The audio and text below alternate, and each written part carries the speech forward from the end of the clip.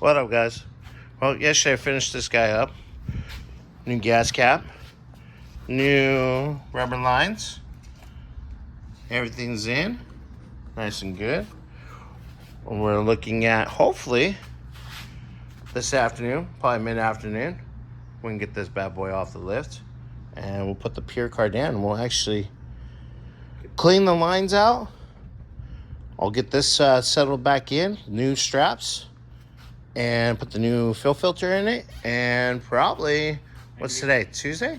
Maybe Wednesday morning, probably put some fuel in it and see what it does.